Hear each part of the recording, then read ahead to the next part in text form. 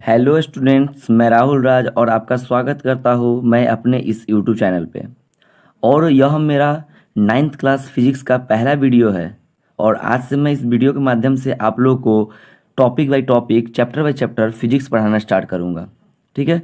तो इसमें सबसे पहले हम लोग जानने की कोशिश करेंगे कि हम लोग को फिजिक्स में कौन कौन से चैप्टर्स, क्या सिलेबस पढ़नी है। तो मैं सिलेबस के बारे में थोड़ा इस पर ब्रीफ डिटेल दे रहा हूँ, तब मैं कुछ टॉपिक्स को देखूंगा पहला चैप्टर से। सबसे पहले हम लोग देखने की कोशिश करें फिजिक्स में क्या क्या सिलेबस है। तो आपके फिजिक्स में 5 चैप्टर है। सबसे पहला चैप्टर का नाम है मोशन। ठीक है। सबसे पहला चैप्टर जो है मोशन में है। दूसरा चैप्टर का नाम है law of motion. Law of motion. ठीक है। और तीसरा चैप्टर का नाम है ग्रेविटेशन। ग्रेविटेशनल, जैसे आप लोग जानते हो, ग्रेविटेशनल फोर्स, न्यूटन से रिलेटेड। ठीक है। और फोर्थ चैप्टर जो है आपका वर्क, पावर एंड एनर्जी। और लास्ट फिफ्थ चैप्टर है वह है साउंड के बारे में। ठीक है। तो यह सिलेबस है हम लोग का। जनरली ये इतना चैप्टर, 5 चैप्टर हम लोग को पढ़ना है। तो जैसे मोशन पहला चैप्टर है फिजिक्स का, 9th क्लास में। आप कोई भी सिलेबस ले सकते हैं, एनसीईआरटी को ले सकते हैं, आप सीबीएसई बोर्ड को फॉलो करें या कोई भी बोर्ड को फॉलो करें। यही 5 चैप्टर पढ़ाया जाएगा आपको फिजिक्स में। मोशन में जैसे हम लोग क्या क्या पढ़ेंगे, ये मैं आपको कुछ ब्रीफ बताने जा रहा हूँ। मोशन का definition, rest, velocity, speed, displacement, distance, acceleration, ये सब पढ़ेंगे हम लोग मोशन में। और लॉ ऑफ मोशन में क्या पढ़ेंगे, तो लॉ ऑफ मोशन आप लोग सुनेंगे, फेमस वर्ड है Newton's law of motion. Newton's law of motion, आपको न्यूटन्स ने मोशन से रिलेटेड कुछ ने लॉ दिया था, 3 लॉ दिया था। उसके बारे में हम लोग स्टडी करेंगे डीपली, और भी बहुत चीज़ पढ़ेंगे इसमें। फिर से हम लोग पढ़ेंगे ग्रेविटेशन। ग्रेविटेशन में हम लोग पढ़ेंगे gravitation force, force of gravity, acceleration due to gravity, ये प्लैनेट्स के बारे में, केप्लर्स लॉ के बारे में।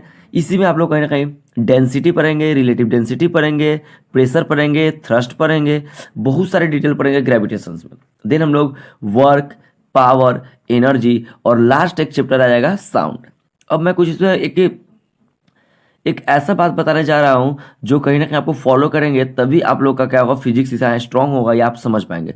फर्स्ट से सबसे पहला, अगर चैप्टर वन मतलब फिर से भी बताने की कोशिश करें, चैप्टर वन जो है, अगर चैप्टर वन आप लोग नहीं पढ़ पाइएगा तो आपको सेकेंड चैप्टर समझ नहीं आया। क्यों? क्योंकि पहला चैप्टर में हम लोग मोशन के बारे में पढ़ेंगे, और उसके नेक्स्ट जो चैप्टर है उसमें क्या पढ़ेंगे, लॉ ऑफ मोशन पढ़ेंगे।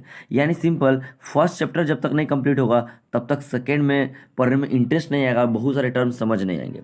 सिमिलरली थर्ड चैप्टर ग्रेविटेशन, फिर से सेकेंड और फर्स्ट जब समझ आएगा तभी आपको थर्ड चैप्टर समझ आएगा। फिर से fourth number chapter work, power, energy, फिर से आपको फर्स्ट, सेकेंड, थर्ड सभी का कॉन्सेप्ट मिलेगा फोर्थ नंबर में। यानी ये 4 चैप्टर कहीं ना कहीं एक दूसरे से रिलेटेड है। Motion, law of motion, gravitations and the work, power, energy. लेकिन जो 5वां चैप्टर है वो है साउंड। ये सेपरेटली पढ़ा जा सकता है, यह चैप्टर्स सेपरेटली पढ़ा जा सकता है। लेकिन अदरवाइज आप सोचिएगा कि मैं चैप्टर डायरेक्ट कर पढ़ लूँ 5 नंबर, तो पॉसिबल है। लेकिन 1 2 3 4, 1 के बाद 2 समझ आएगा, 2 के बाद 3 समझ आएगा, और 3 के बाद 4 समझ आएगा। मतलब एक भी क्लास को आपको मिस नहीं करना होगा, रेगुलर क्लास को अटेंड करना पड़ेगा, रेगुलर क्लास के वीडियो को आपको क्या करना पड़ेगा, देखना पड़ेगा। ठीक है। तो आगे हम लोग बढ़ते हैं और हम लोग स्टार्ट करते हैं पहला चैप्टर मोशन के बारे में। तो फिजिक्स का जो पहला चैप्टर है हम लोग का, वह चैप्टर है मोशन। ठीक है। यानी हम लोग अब क्या करेंगे, मोशन के बारे में डिटेल देखेंगे कि मोशन क्या होता है। सबसे पहले तो मोशन का डिफिनीशन जानने की कोशिश करेंगे। फर्स्ट चैप्टर मोशन नेम है, तो बात करते हैं मोशन। तो मोशन के साथ साथ 2 वर्ड की बात करती है, एक होता है रेस्ट और दूसरा होता है मोशन। मोशन, तो मोशन और रेस्ट में बात करेंगे। मोशन क्या होता है इसको डिफाइन करते हैं। सबसे पहले कंसिडर करते हैं कि एग्जाम्पल देखो, यहाँ पर मान लो ये पाथ है, ठीक है, और एक बॉडी यहाँ पर था, इनिशियली पोजीशन बॉडी है कहाँ, ये the body lie at the point of A. और आप अपने वॉच में टाइम देखिए, टाइम आपको पता चलेगा, टाइम बीत गया, टाइम क्या हो रहा है, पास हो रहा है, टाइम क्या हो रहा है, पास हो रहा है, लेकिन यह बॉडी का पोजीशन यहीं का यहीं रहा। मतलब on the passing of time this body, body जो ए पर है, this body can not change their position, ये अपने पोजीशन में चेंज नहीं किया, तो इसको हम लोग बोलेंगे रेस्ट। और जैसे ही अगर यह बॉडी या क्या करे, यहाँ से मूव करके कहाँ आ जाए, यहाँ आ जाए, 5 सेकेंड, 10 सेकेंड, 15 सेकेंड, कुछ टाइम इंटरवल के बाद, तब पता चलता है कि यह बॉडी किस में है, मोशन में। यानी कहने का मतलब हुआ, मोशन का मतलब क्या हुआ, चेंज इन पोजीशन, और रेस्ट का मतलब क्या हुआ, do not change in position. यानी जब कोई बॉडी टाइम के साथ साथ अपने पोजीशन में चेंजिंग करता है, अपने क्या करता है, पोजीशन में चेंजिंग करता है, then this body is called in motion, not the body is motion, then the body is called in motion, यानी बॉडी क्या है, मोशन में है। When any body do not change their position on passing of time is called body in the rest। मतलब वो body क्या हुआ, रुका हुआ है, रेस्ट है। क्लियर। लेकिन एक चीज़ और हम लोग इसे इंक्लूड करेंगे, यानी इसके हम करेंगे with respect to another body. क्यों? जैसे कि एग्जाम्पल सब क्लियर होगा। जैसे मान लो एक ट्रेन है, ट्रेन चल रही है, ट्रैवलिंग कर रहे हैं, और आप यहाँ बैठे हैं और आपका फ्रेंड भी सामने वाले सीट पे बैठा हुआ है। ये सीट हुआ, इधर वाले सीट पर आप बैठे हुए हैं और इधर वाले सीट पर क्या बैठा हुआ है, आपका फ्रेंड बैठा हुआ है, और ट्रेन मूव कर रही है, तो आपका पोजीशंस आपके फ्रेंड के रिस्पेक्ट में हमेशा फिक्स है। यानी तुम बोल सकते हो कि तुम रेस्ट में हो अपने फ्रेंड के रिस्पेक्ट में, और तुम्हारा फ्रेंड भी रेस्ट में है तुम्हारे रिस्पेक्ट में। देखो लेकिन ये चेंज हो रहा है आपका, यह वन स्टेशन से अनदर स्टेशन ट्रेन जा रही है, ट्रेन मोशन में है, किसके रिस्पेक्ट में, ये बाहर वाले स्टेशन, बाहर वाले ट्री, बाहर वाले प्लेटफॉर्म, बाहर वाले पोल के रिस्पेक्ट में। हमेशा किसी न किसी के रिस्पेक्ट में मोशन की बात करते हैं, और वही तुम ही लोग इस ट्रेन के रिस्पेक्ट में क्या हो, रेस्ट में हो, अपने फ्रेंड के रिस्पेक्ट में क्या हो, रेस्ट में हो, या अदर पैसेंजर जो बैठा हुआ है ट्रेन में उसके रिस्पेक्ट में तुम लोग क्या हो, रेस्ट में हो। सिंपल कहने का मतलब हुआ, अगर आपको कोई बॉडी मूव कर रहा है या नहीं कर रहा है, उसको जानने के लिए आपको आसपास के सराउंडिंग ऑब्जेक्ट को भी देखना पड़ता है। इसलिए इस वर्ड को भी डिफिनीशन में इंक्लूड किया जाता है। कैसे? अब पढ़ते हैं फिर से definition. What is the motion when a body change its position on passing time with respect to the another body. मतलब आसपास के बॉडी के रिस्पेक्ट में टाइम चेंज होगा, पोजीशन चेंज होगा, तब हम लोग बोलेंगे बॉडी इज मोशन। क्यों? देखो टाइम, तुम थोड़ी देर पहले बनारस स्टेशन पे था और थोड़ी देर पहले तुम लोग कहाँ चले जाएगा, दिल्ली स्टेशन में चला जाएगा, लेकिन तुम दोनों दोस्त तो एक ही साथ बैठा हुआ है, तो मोशन में रहा, लेकिन कहीं ना कहीं दोस्त के रिस्पेक्ट में तुम लोग मोशन में नहीं है। लेकिन बाहर वाले स्टेशन, प्लेटफॉर्म, पोल के रिस्पेक्ट में तुम क्या है, मोशन में हो। कहने का मतलब क्लियर हो जाना चाहिए कि मोशन क्या है और रेस्ट क्या है। तो सिंपली एक डिफिनेशन के जस्ट अपोजिट है। What is the motion? तो when a object change its position on passing time with respect to the another body, then the body is said to be what, in motion, not the body is motion, body in motion. Clear? And rest is opposite, just when the position of a body not change passing time with respect to the another body, then the body is called in rest. That means in a moving train all the passengers are in rest with respect to the another passengers. एक definition हो सकता है, your book on the table be rest because your book cannot change itself their position when you keep not it। जब उसको हम लोग उठाएंगे नहीं। तो ये था रेस्ट और मोशन का डिफिनेशन। एक वर्ड आती है, एक क्या वर्ड आती है, कहा जाता है motion and rest are relative to each other. Why this called motion and rest are relative to each other? क्यों? क्योंकि जब भी आपको कोई बॉडी के रेस्ट में बताना होगा, क्योंकि अगर आप रेस्ट में है, अगर मान लो आप बैठे हुए अभी तो आप रेस्ट में है। क्यों? क्योंकि आपके आसपास के बॉडी, लाइक कोई ट्रैवलिंग हो रहा होगा, कोई आपके घर में मूव कर रहा होगा, उसके रिस्पेक्ट में आपका पोजीशन क्या है, फिक्स है।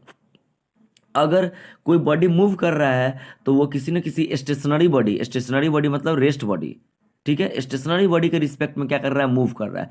मीन्स ये क्लियर हुआ कि for the determination of the motion we use always the any body in rest, और for determination of the rest we use always any body in the motion. यानी motion पता करना है तो ना कोई बॉडी क्या होना चाहिए, रेस्ट में होना चाहिए। अगर रेस्ट पता करना है तो कोई ना कोई बॉडी क्या होना चाहिए, मोशन में होना चाहिए। यानी मोशन को डिफाइन करने के लिए रेस्ट और रेस्ट को डिफाइन करने के लिए मोशन की जरूरत होती है। इसलिए हम लोग बोलते हैं motion and rest are relative to each other. ठीक है, अब आते हैं कुछ एग्जाम्पल्स देखते हैं मोशन का। सबसे पहला एग्जाम्पल देखेंगे, bird fly in the sky. देखो bird fly in the sky, क्या हो रहा है, उसका पोजीशन हर टाइम में क्या हो रहा है, चेंज हो रहा है। Fish moves in the water, rivers, lakes, etc. This example consider here. अब मूविंग कार, ये कार दिख रहा है आपको, यह कार, बट ये ट्री रेस्ट में है, ये घर रेस्ट में है, बट ये कार थोड़ी देर पहले यहाँ पर था, but after the some times this car comes the this positions, यहाँ से यहाँ चला गया, मतलब कार क्या है, रेस्ट में। क्यों? क्योंकि देखो ना इसका डिस्टेंस ये था पहले, अब क्या हुआ, इसका डिस्टेंस ये हो गया, चेंजिंग हुआ कि नहीं हुआ, पोजीशन भी चेंज हुआ, ये बहुत दूर चला गया और ये पास में था, टाइम पास किया, कार में मूविंग में चेंज आया, इसलिए बोल सकते हैं यह कार क्या है, मोशन में। और stationary body means body in the rest की बात करते हैं। अब आते हैं next example, position of the moving car change with time so the car is in motion. Hands मतलब सुई, हैंड्स मीन्स क्या होता है, घड़ी का सुई होता है। ऑफ द क्लॉक वो भी है मोशन में, आपको पता होगा घड़ी में यहाँ पर 12 ओ क्लॉक होता है, यहाँ 3 होता है, यहाँ 6 होता है और यहाँ 9 होता है। और घड़ी का मोशन हमेशा क्लॉकवाइज क्लॉकवाइज क्लॉकवाइज क्या करता है, मूवमेंट करते रहता है। यानी जो हैंड्स है घड़ी का वो भी क्या है, मूवमेंट में है। यानी hands of a clock is always in motion, always not से चार्ज होगा तभी तो होगा मोशन में। ठीक है, अगले नोट्स को हम देखते हैं। ये नोट्स मैंने आप लोगों को बता चुका हूँ, क्या है, motion and rest are related to each other या रिलेटिव टू इच अदर। मतलब what, for the determination of motion we use a body in rest, for the determination of rest we always use the body in motion. So the motion and rest are related to each other. मतलब without motion we can not define the rest and without rest we can not define the motion. चलते हैं अब next class में हम लोग देखेंगे किस चीज़ के बारे में, डिस्टेंस के बारे में देखेंगे और डिस्प्लेसमेंट के बारे में देखेंगे। ओके, डिस्टेंस और डिस्प्लेसमेंट के बारे में देखेंगे अगले क्लास में। तब तक आप मेरे इस यूट्यूब चैनल के साथ बने रहिए। और यह फिजिक्स के प्लेलिस्ट में जाएगा, आप लोग सर्च कर सकते हैं, 9th फिजिक्स क्लास 9th, ठीक है, फिजिक्स क्लास 9th।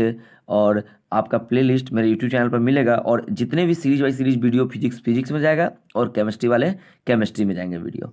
ठीक है, अगर आप नए हैं मेरे यूट्यूब चैनल के साथ तो मेरे यूट्यूब चैनल को क्या कर ले, सब्सक्राइब कर ले, क्योंकि आपको मेरे चैनल पर वीडियो जब भी अपलोड किया जाएगा उसकी मैसेज नोटिफिकेशन आपको टाइमली मिल जाएंगे और आप लोग आराम से क्या कर सकते हैं, इजीली उसको देख पाएंगे और अपने सिलेबस को क्या कर पाएंगे, कंप्लीट कर पाएंगे। ठीक है, मिलते हैं नेक्स्ट क्लास में।